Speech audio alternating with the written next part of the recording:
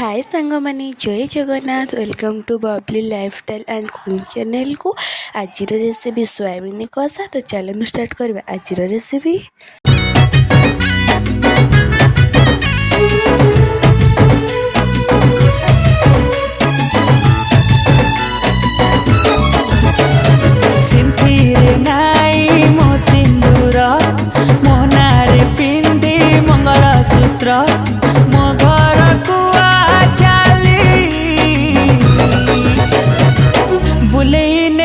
ते डेली मो क्यूट गेली नेने वादा तते काली बुले ने बिताते डेली मो क्यूट गेली।